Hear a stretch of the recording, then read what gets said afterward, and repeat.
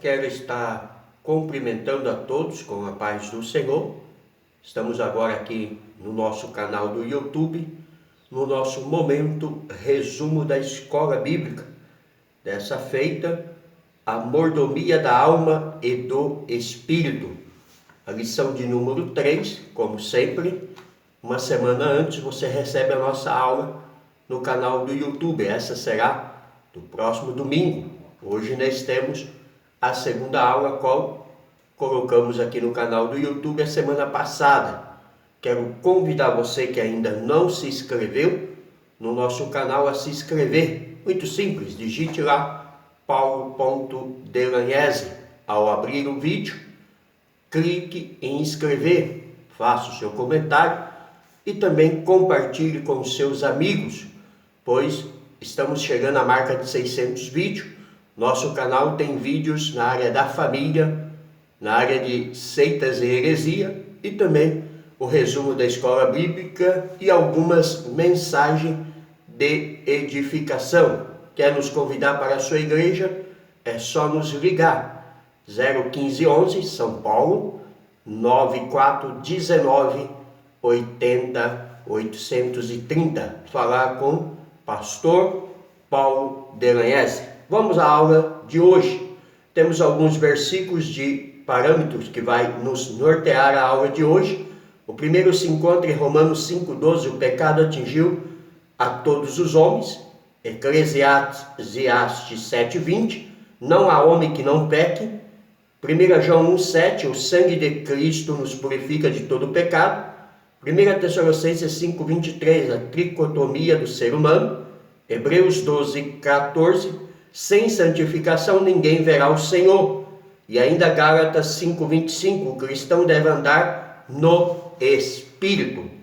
O nosso textual está baseado em 1 Tessalonicenses 5,23, que nos diz assim a palavra de Deus: E o mesmo Deus de paz vos santifique em tudo, em todo o vosso espírito, alma e corpo, sejam plenamente conservados, irrepreensível para a vinda do nosso Senhor Jesus Cristo. A verdade prática diz: ao lado do corpo, a alma e o espírito devem estar preparados para a vinda do Senhor Jesus. A leitura de base, Gálatas 5, 16, 22 ao 25, que nos diz assim a palavra de Deus: Digo, porém, andai em espírito, e não cumprireis as concupiscências da carne, porque a carne cobiça contra o espírito, e o espírito contra a carne, e esses se opõem-se um ao outro, para que não façais o que querais. Mas se sois guiados pelo espírito, não andeis debaixo da lei, porque as obras da carne são manifestas, as quais são prostituição, impureza, lascívia, idolatria, feitiçaria, inimizade, porfias, emulações, iras, peleja, dissensões e heresia, invejas, homicídios, bebedice, grotonarias e coisas semelhantes a esta, acerca das quais vos declaro, como já antes vos disse, que os que cometem tais coisas não herdarão o reino de Deus. Mas o fruto do Espírito é amor, gozo, paz, longanimidade, benignidade, bondade, fé, mansidão e temperança. Se vivermos no Espírito, andemos também no Espírito. Então está aqui uma relação de pecados que faz com que o homem e a mulher não entrem na presença de Deus, ou seja, que ele não faça parte do arrebatamento. Idolatria, prostituição, grotonaria, homicídio, pecados da carne, e assim uma outra relação grande vai aí. Então, se você quer ter um encontro com Deus, você precisa mudar as suas atitudes, as suas ações. Vivemos hoje numa sociedade materialista, em que o corpo em quase todas as esferas é a prioridade. Ou seja, as pessoas hoje se preocupam muito com o corpo físico, mas não se preocupa com a sua alma, com o seu espírito, com uma vida consagrada a Deus. Muitos levam mais a sério a malhar o corpo em detrimento de exercitar práticas que desenvolvam mais a saúde da mente e a vida espiritual. A mordomia da alma e do espírito implica desenvolver esfera material do corpo. Podemos desenvolver a nossa mente com as coisas boas com que alimentamos, Filipenses 4, 8, 9. E também podemos tonificar o espírito com exercícios de piedade, os quais as Escrituras nos ensinam, Mateus 6, 9, 13, 16, 18. Portanto, nesta lição temos hoje a oportunidade de falarmos acerca do bem-estar da alma e do espírito. Ou seja, vamos focar na nossa fé, na nossa vida espiritual, se queremos encontrar o Senhor e ouvir o toque da trombeta. Porque não adianta passarmos aqui 50, 40 anos e depois, quando a trombeta vir tocar, não ouvirmos, né? Ficarmos aqui. Perdemos a oportunidade de sermos salvos pela graça, a qual aí teremos que ser salvos pelos nossos atos mesmo de fé, em não negar a Cristo na grande tribulação. A introdução. Para ser mordomo da alma e do espírito, o homem necessita antes de tudo da fé em Deus, da entrega incondicional a Cristo Jesus e da ação poderosa do Espírito Santo na sua mente, pensamento e maneira de viver diante do Criador. Para isso é preciso ser nova criatura. 1 Coríntios 5,17. Assim, além de conservar o corpo, precisamos conservar a alma e o espírito, e que veremos nesta lição. É o que vamos ver no decorrer desta aula. Tópico 1.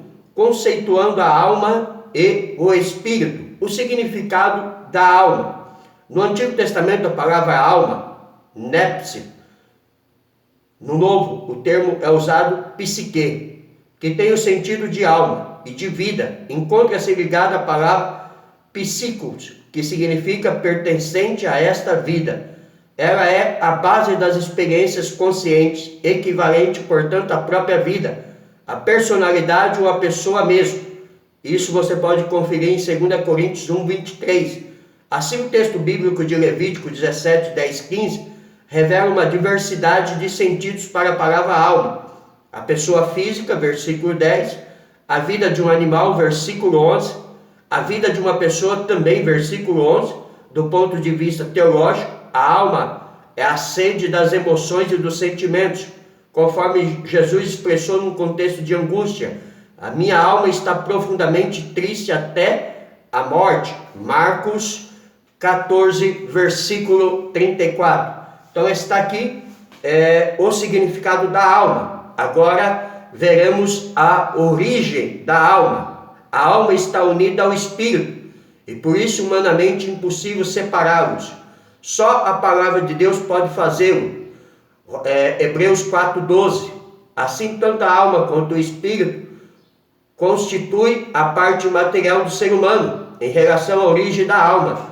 Há pelo menos 3 teorias da alma que tentam explicar a teoria da pré-existência, do criacionismo e da participação. Vamos a teorias, as 3 teorias para entendermos melhor. Teoria da pré-existência. Segundo essa teoria, as almas existem nas diversas esferas do mundo espiritual e entram no corpo gerando, num processo dominado, reencarnação. O objetivo desse processo é levar a pessoa a sofrer pelos pecados cometidos em pretensas existências anteriores. Então, essa é uma das teorias, a teoria da pré-existência. Esse é um dos pontos fundamentais do Espiritismo. Entretanto, não há fundamento bíblico para essa teoria, porque, como já falamos em estudos passados, não existe reencarnação, não existe volta após a morte, como diz Hebreus 9:27, após a morte segue-se o juízo. Para essa teoria, a Bíblia a refuta veementemente. A Bíblia revela que o pecado original passou a todos os homens, Romanos 5:12, e que vigora até os dias atuais. pois não há homem que não peque. Eclesiastes 7:20. Porém o sangue de Cristo purifica o pecador. 1 João 1:7. Quando esse se arrepende, confessa o seu pecado e o deixa. Provérbios 28, versículo 13. A segunda teoria é o criacionismo. Segundo essa teoria, baseado no pensamento fisiológico grego, Deus dedica-se à criação de almas diariamente para que habite nos corpos que forem sendo concebidos. É um ponto de vista que carece de fundamentos bíblicos. Terceira teoria, teoria participativa. A teoria expressa que Deus dá a vida a toda pessoa gerada de acordo com as leis da reprodução biológica, geradas por Ele. Assim, o homem e mulher geram um novo ser com a cooperação divina. Atos 17:28, Hebreus 1:3.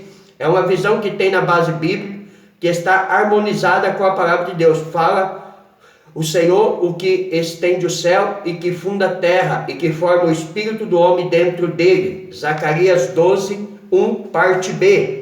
Todavia, como Deus age na criação de cada alma e espírito dentro do ser humano, é um dos muitos mistérios da fé pela qual devemos curvar-nos humanamente diante de sua magnitude. Então vemos aí as três teorias e vemos a teoria que mais se aproxima do conceito bíblico e também da nossa fé como cristão.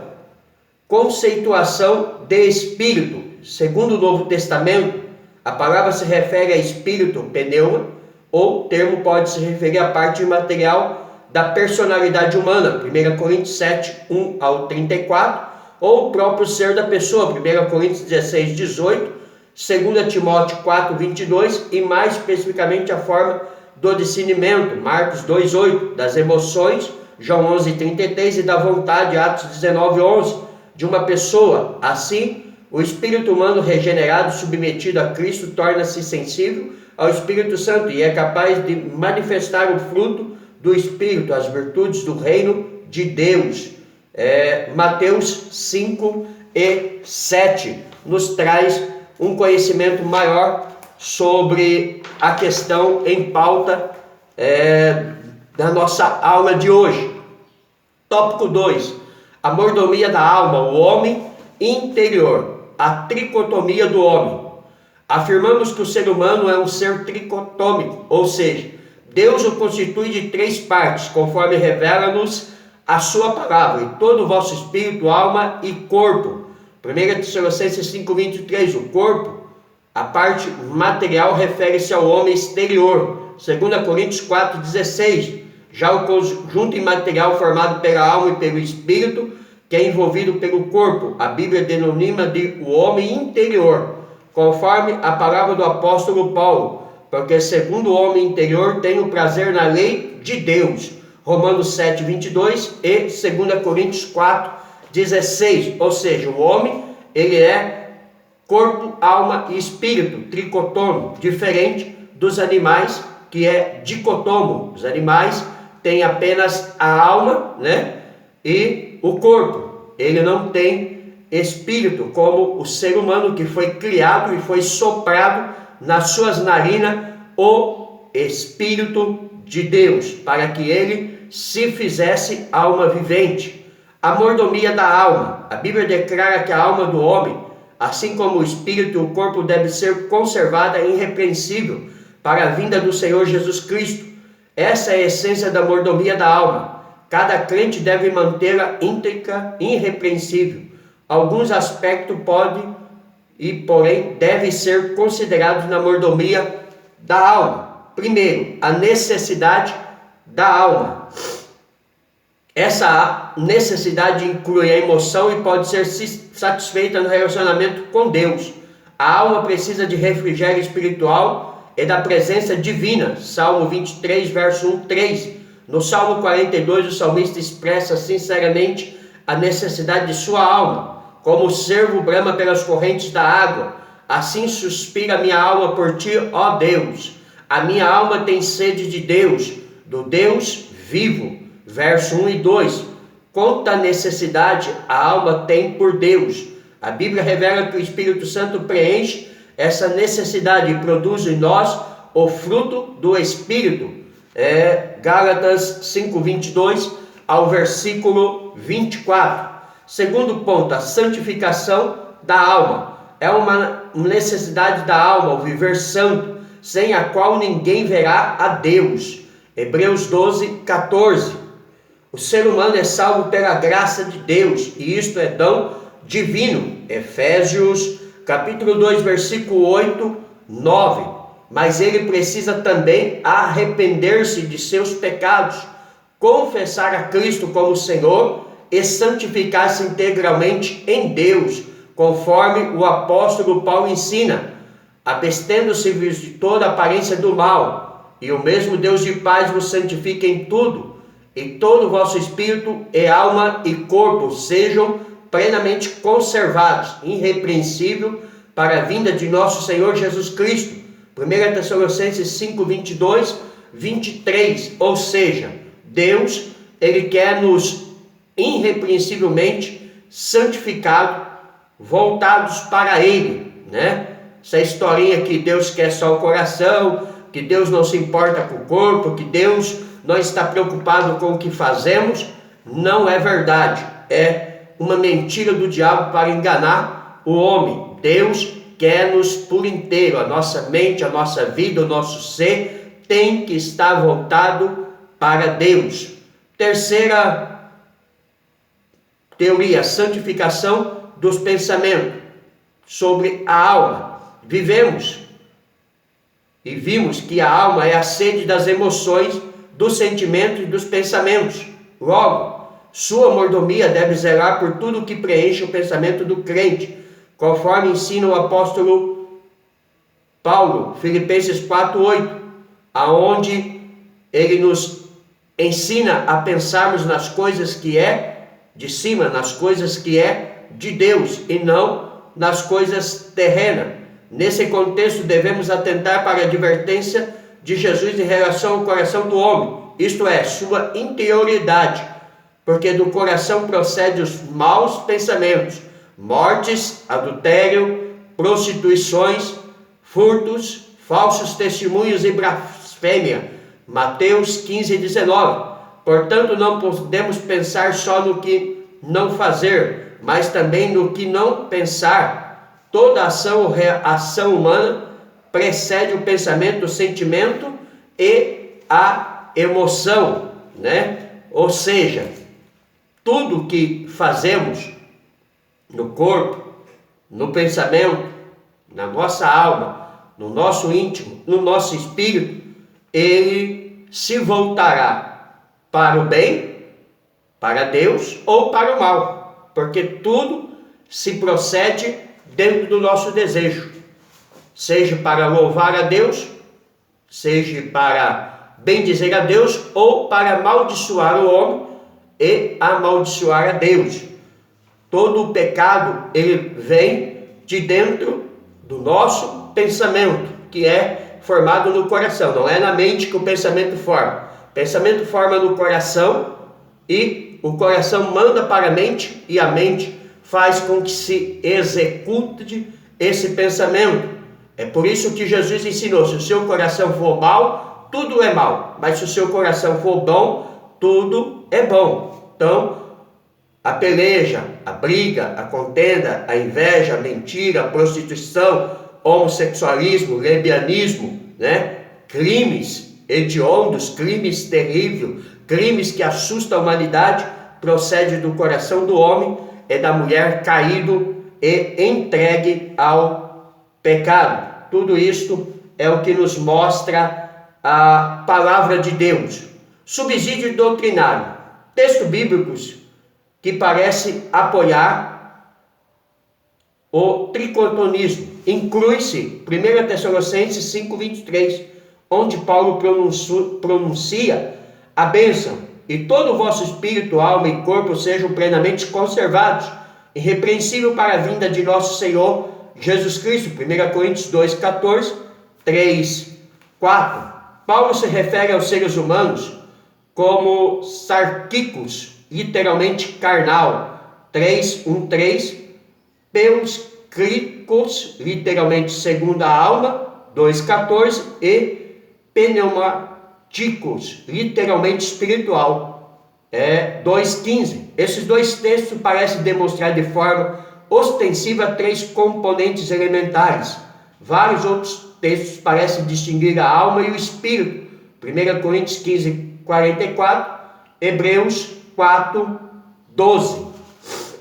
Aí algumas referências, e alguns pensamentos teológicos para entender a formação do nosso corpo, que é corpo, alma e espírito. A mordomia do espírito, andando em espírito, tópico 3. Na mordomia do espírito, o crente deve procurar andar em espírito, ou seja, na submissão ao Espírito Santo. Diz o texto bíblico: digo, porém, andai em espírito e não cumprireis as concupiscências da carne. Gálatas 4,16. Andar em espírito é viver em obediência à direção do Espírito Santo em todas as áreas da vida. Há uma luta interior entre a carne e o espírito. Gálatas 4,17. Mais uma vez guiado pelo Espírito, não estamos sob a escravidão da carne. Gálatas 4,18. Portanto, se vivermos no Espírito, andemos também no Espírito. Gálatas 5:25. Essa é uma luta contra o pecado, contra a carne. Paulo mesmo chegou a dizer: o bem que eu quero fazer, eu não faço, mas o mal que eu não quero fazer, esse eu faço, porque o pecado ele habita no homem caído.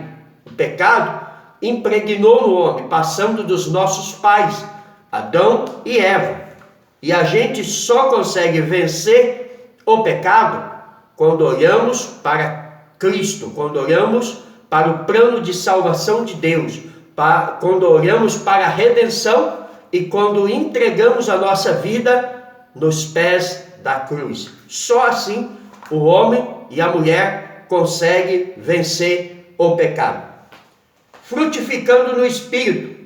Quando o crente produz frutos dignos da vida cristã, ele glorifica a Deus. Nosso Senhor chamou-nos a dar fruto, escolheu-nos para permanecer dando fruto. João 15, 9 e 16. Frutificai no reino de Deus e testemunhai a Cristo com sua vida, por meio de boas obras de amor, que mostram o caráter de Deus em você. João 15, 16, Mateus 5, 16, Gálatas 5, 22. Jesus nos chamou para sermos a luz do mundo, ou seja, para brilharmos nessas trevas, para mostrarmos a diferença neste mundo de trevas e de pecado. Jesus disse que temos que ser o sal da terra. O sal, ele é algo fantástico dentro do alimento diário. Pode-se ter 500 temperos, se não tiver sal, aqueles temperos não fará gosto, não dará sabor. Uma pitada de sal e muda todo o sabor do alimento. Foi por isso que Jesus disse que eu e você temos que ser sal nesta terra. Nós fomos chamados para dar sabor nessa terra. Nós fomos chamados para fazer a diferença. Porque se esse sal for insípido, Jesus disse, para nada serve, a não ser para ser lançado fora e pisado pelos homens. Ou seja, se esse sal não tiver sabor, se a nossa vida não tiver sabor, se a nossa vida não fazer diferença neste mundo, se o nosso testemunho não for verdadeiro neste mundo, para nada serve a nossa vida de cristão. Subsídio da vida cristã. Primeiro, as coisas mais importantes. A intimidade da sala de estar que Maria teve com Jesus nunca resultará da agitação da cozinha de Marta. A agitação por si só causa distração. Vemos em Lucas 10:38 uma mulher com a virtude da hospitalidade. Marta abriu sua casa para Jesus, mas isso não significa que ela automaticamente tenha aberto seu coração. Em sua ânsia de servir a Jesus, ela quase perdeu a oportunidade de conhecê-lo. Lucas nos diz que Marta, porém, andava distraída em muitos serviços. Em sua mente, ela se preocupava em fazer o melhor. Tinha que fazer o máximo por Jesus. Podemos ser pegas pela mesma cilada de desempenho, sentindo que vamos provar nosso amor a Deus através de grandes feitos. Então nos apressamos em deixar a intimidade da sala de estar para nos ocupar por Ele na cozinha, realizando grandes mistérios e projetos maravilhosos, no esforço de divulgar as boas novas, fazendo todo o nosso trabalho em seu nome. Não o chamamos Senhor, Senhor, mas no fim será que Ele nos reconhecerá? É uma pergunta. Nós o conheceremos? Outra pergunta. O reino de Deus, como você vê, é um paradoxo. Enquanto o mundo aplaude as grandes façanhas, Deus deseja comunhão. O mundo clama, faça mais, seja tudo o que puder, mas nosso Pai sussurra, aquietai-vos e sabei que eu sou Deus. Ele não procura tanto por trabalhadores como procura por filhos e filhas, um povo no qual possa fruir. Aí está uma grande indagação. Muitas pessoas estão preocupadas em mostrar trabalho. Muitas pessoas estão preocupadas em que a sociedade o aprove. Muitas pessoas estão preocupadas que os homens os aprovem, que os homens os aplaudem por suas ações. Ainda que ele acha que está fazendo para Deus, mas na verdade ele está fazendo para se aparecer e para agradar o homem. E isso é um perigo de ficarmos para trás, de não desfrutarmos do melhor, que é a presença de Deus. Esse é o grande risco que a sociedade corre nos dias atuais a qual vivemos. Por isso eu, pastor Paulo, não me preocupo muito com o aplauso dos homens. Eu não me preocupo em mostrar trabalho na frente da igreja, ou para o pastor, ou para a sociedade. Eu me preocupo em fazer a vontade de Deus. Porque para mim pregar, para mim falar de Jesus, eu não preciso de púlpito, eu não preciso ser pastor, eu não preciso ser líder de nenhum departamento. Para mim falar de Jesus, eu posso falar na rua, eu posso falar na escola, na faculdade, no trabalho, aonde eu estiver, eu, pastor Paulo, posso falar de Jesus. Mas a sociedade moderna, hoje, ela está mais preocupada com a aparência, como disse essa aula de hoje, né? Preocupação do corpo, preocupação em agradar o homem, preocupação em ter posição, em ter cargo, em estar em destaque, em o seu nome ser lembrado por uma grande obra. Marta queria servir, queria agradar. Maria queria adorar. Você é Marta ou Maria? Você só está preocupado em mostrar trabalho ou em adorar? Porque os dois não tem como fazer.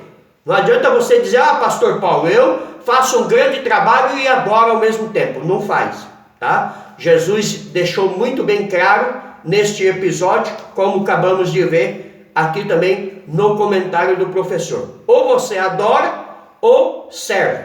Os dois é quase impossível, tá? Conclusão.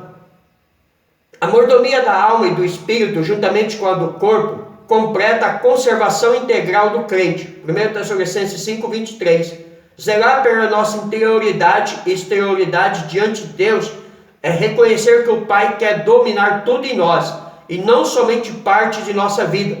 Por isso, sinta-se encorajado a expressar Cristo como seu Salvador. Esteja nele, seja santo.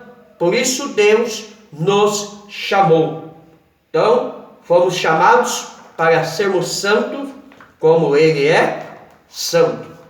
Sem santificação, ninguém verá o Senhor. Isso não é pastor Paulo, tá? Isso não é uma teoria minha, isso não é a minha fala, isso é palavra de Deus, tá? Sem santificação, ninguém verá o Senhor. Sem perdão, ninguém verá o Senhor. Quem guarda mágoa no coração, rancor, não consegue perdoar, não verá o Senhor. O apóstolo João disse que não tem como dizermos que amamos a Deus se aborrecemos o nosso irmão. Não tem como dizer que amamos a Deus se não conseguimos amar o nosso próximo. É como diz as grandes frases do Facebook, alguns falam, né? Que se a dor do meu próximo não doer em mim, a minha doença é pior do que a do meu próximo. Precisamos sentir a dor do próximo. Precisamos chorar com os que choram. Foi o que Jesus ensinou. Não é só alegrar. É bom alegrar? É bom festejar? É bom baquetear? Sim. Mas quando o próximo está chorando, precisamos chorar com ele. Isso é uma vida cristã. Isso é mudança de atitude. Isso é relacionamento com Deus. É isto que mostra que estou indo para o céu. Que não tenho uma vida simplesmente de aparência. Que não tenho uma vida simplesmente de agradar os homens, mas de agradar a Deus. O nosso culto racional, um culto verdadeiro. Amém? Deus abençoe a todos. Pastor Paulo Delaense, São Paulo, Jundiaí. Se você ainda não está inscrito no nosso canal do YouTube, se inscreva. Digite o nosso link, né? Paulo.Delaense no YouTube, ou clique no link quando você receber aí no WhatsApp ou no Facebook, né? O nosso link, quando o vídeo abrir, ao lado dele está escrito se inscrever. Você clica em cima, se inscreva, faça o seu comentário, divulgue os nossos vídeos, compartilhe os nossos vídeos, pois temos todas as semanas uma mensagem como essa, uma mensagem de esclarecimento, de reflexão, uma mensagem de Deus para o seu coração. Deus abençoe a todos.